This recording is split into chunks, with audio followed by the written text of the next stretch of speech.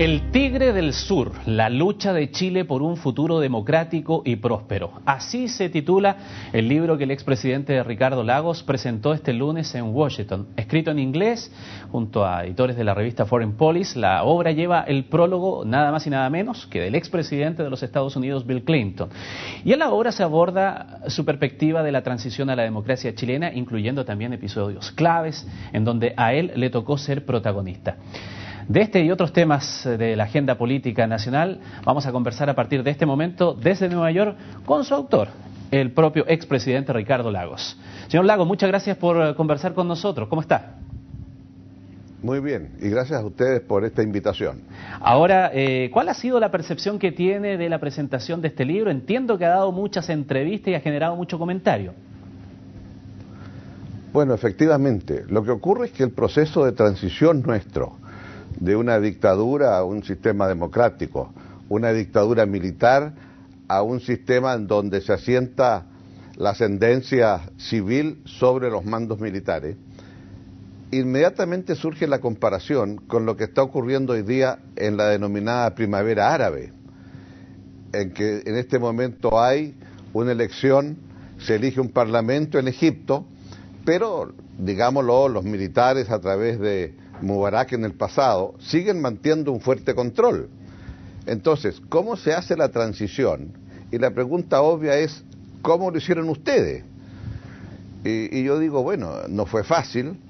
Durante 8 años Pinochet permaneció como comandante en jefe, parte de sus instituciones subsistieron más allá del año 90 cuando asume el presidente Elwin, y por lo tanto el libro sale en un momento acá en Estados Unidos en donde todos están buscando algún tipo de ejemplos, de situaciones del pasado, de experiencias que puedan ser útiles.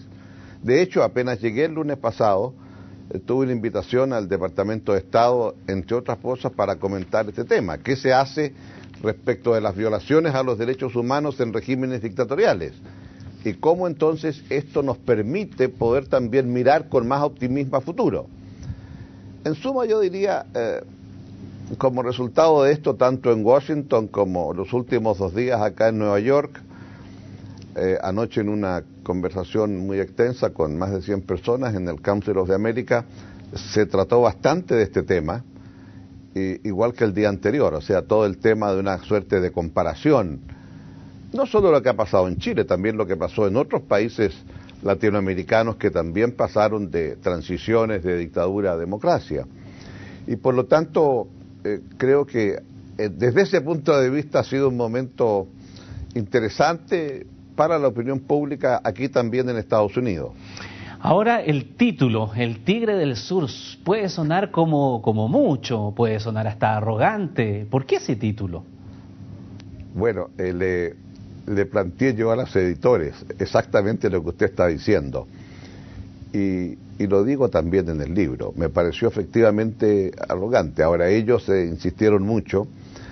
La verdad es que yo era partidario de un título distinto, Against All Odds, que se podría traducir contra viento y marea.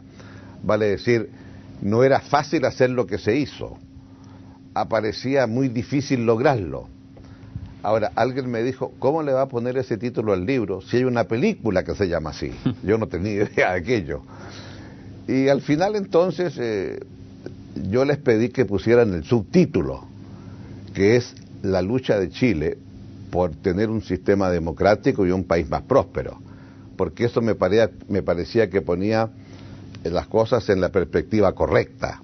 Vale decir, aquí lo que hay es una sociedad, es un pueblo, como es el caso de Chile, que fue capaz de enfrentar la dictadura, ponerse de pie, perder el miedo y entre todos hacer la transición. Y después, entre todos también, porque lo que se logró en los últimos 20 años, que es importante, con todo tipo de efectos, como toda obra humana, hay que reconocer que fue también una obra colectiva de un país. Esto va más allá de una coalición política. Claro, yo entiendo, el liderazgo en un momento es importante, los que tuvimos el honor en un momento dado de dirigir el país estamos orgullosos de lo que hicimos, pero esto en definitiva es la tarea de un país llamado Chile. Y eso es la razón por la cual me pareció que el subtítulo era el correcto, ¿no?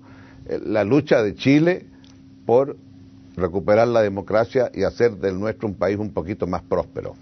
Y yo diría, y ahora tenemos que trabajar más todavía. Sí, sin duda. Y justamente a eso iba mi siguiente inquietud, mi pregunta, porque ¿le da a usted la impresión, tanto antes como presidente y ahora con estas publicaciones y los encuentros internacionales, que en el exterior es más valorada y reconocida la transición chilena que en nuestro propio país, que cada vez cuando se mira, y especialmente ahora último, se mira hacia atrás, van con más crítica de demasiado amarre, que le faltó valentía, que demasiado acuerdo, mucha negociación? Bueno, yo creo que eso es así, fue así. Pero lo que se nos olvida era el ambiente en que se daban aquellas luchas. Entonces, hoy día, estos jóvenes que desfilan con una hermosa plataforma que dice "nos tienen miedo porque no tenemos miedo", están diciendo la verdad. Estos jóvenes son hijos e hijas de la democracia chilena. Nacieron en el año 90, 91, 89. ¿Qué saben ellos de Augusto Pinochet? Nada. ¿Cómo se hace una transición con un comandante en jefe, con senadores designados, sin tener nunca mayorías en el Congreso? Porque esa es la realidad. Entonces, hoy miro hacia atrás y digo, ¿por qué nos hizo esto? Oiga, se nos olvidó el tema de los pinocheques, cuando hubo que decir demos vuelta y nos sigamos investigando, porque muchos tenían temor de seguir investigando. Yo era partidario de seguir investigando, pero eso no tiene importancia. El hecho es el contexto. Y por lo tanto ahora, especialmente, es muy divertido ver algunos periódicos de derecha decir, pero usted ¿por qué no lo hizo? Pero si ellos mejor que nada lo saben. Ellos estaban defendiendo el statu quo y lo siguen defendiendo hoy.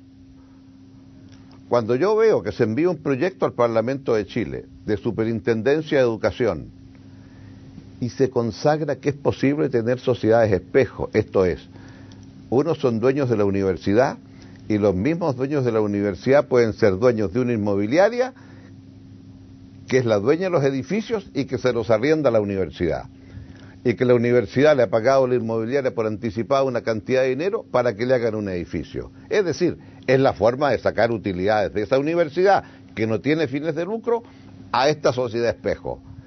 Y cuando se me dice, ¿y por qué usted no hizo nada para combatir la sociedad espejo? ¿Pero con qué herramienta? Si era legal. Y tan legal que ahora, después de todo lo que ha pasado, se dice que se puede seguir haciendo y que la superintendencia se va a preocupar de que eso sí se haga bien. Y ya que toca ese tema, señor... Eso me ahorra todo comentario. Porque me dicen, ¿por qué no lo hizo? ¿Por qué no se hizo cuando ustedes fueron gobierno? Porque no había espacio. Y por lo tanto, yo digo, pongamos las cosas en perspectiva. Esto es, ellos incumplieron, le encontraron el resquicio para que la universidad, que no tiene fines de lucro, ahora puedan lucrar sus dueños, ¿no? Y ese resquicio, entonces el responsable pasa a ser el que usted, ¿por qué no lo investigó? Porque no había herramientas. Y la mejor demostración es que ahora se crea una superintendencia y se va a seguir permitiendo el resquicio. Estoy seguro que el Parlamento va a rechazar eso. Solo una aclaración ya que toca ese tema, señor Lagos. Cuando usted era ministro de Educación, ¿eso ya ocurría y usted lo sabía pero no tenía los instrumentos o lo desconocía que sucedía? La verdad es que cuando fui ministro de Educación lo desconocía. Y lo cuento en una anécdota. Yo era ministro de Educación y me invitó el rector de la Universidad Central, a quien yo conocía, había sido diputado antes, en la época anterior al golpe de Estado, Hugo Gálvez. Y cuando nos vamos yendo, yo le digo, mire, lindos edificios hay aquí, ¿eh? Efectivamente, en ese tiempo la Universidad Central tenía un campus en el camino de la carretera Panamericana al sur hacia San Bernardo. Y tenía un gran letrero afuera, Universidad Central. Y el rector Gálvez me dice, sí, y ha de saber usted, ministro, que todos estos edificios son de la universidad. Y me pareció tan obvio lo que me estaba diciendo. Le dije, así le digo, o sea, no son arrendados. No, son propiedad de la universidad, me dijo. Bueno, me pareció obvio. ¿Qué novedad me estaba diciendo? mucho tiempo después vine a aprender que muchas universidades no eran dueños de sus edificios.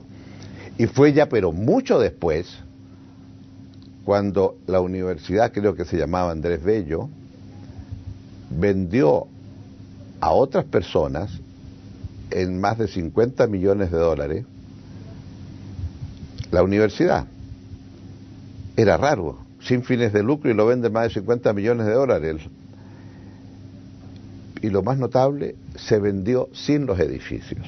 Y ahí entonces quedó muy claro, ¿verdad? Se vendía en el fondo otra cosa. Entonces, este fue un proceso que se fue conociendo lentamente. Ahora todo el mundo lo conoce. Es que hoy tenemos un país que es mucho más transparente, entre otras cosas, gracias a la plataforma tecnológica, a los Twitter, a los Facebook, a Internet, y hace entonces que la gente sepa mucho más lo que está ocurriendo. Y cuando alguien dice, yo ya me vendí, me desprendí de todas mis acciones en la universidad, los muchachos salieron diciendo, sí, pero no ha vendido las acciones de la sociedad tanto que tiene una vinculación con la antigua universidad. Y esas cosas son las que ahora están en el tapete. Entonces, cuando se dice, ¿por qué no lo hizo antes? Uno, porque no había las herramientas. Dos, porque no había el conocimiento. Y lo más importante, porque había un statu quo que se quería preservar por los mismos que ahora son tan inquisidores para saber por qué uno no lo hizo antes. Sigamos conversando de este tema porque son hechos que se conectan con la realidad y que explican un poco lo que hoy día sucede y los cuestionamientos que hay en la sociedad chilena, por ejemplo, del sistema binominal, pero lo invito a una pequeña pausa, señor Lagos, y regresamos de inmediato en esta conversación desde Nueva York con el expresidente de la República.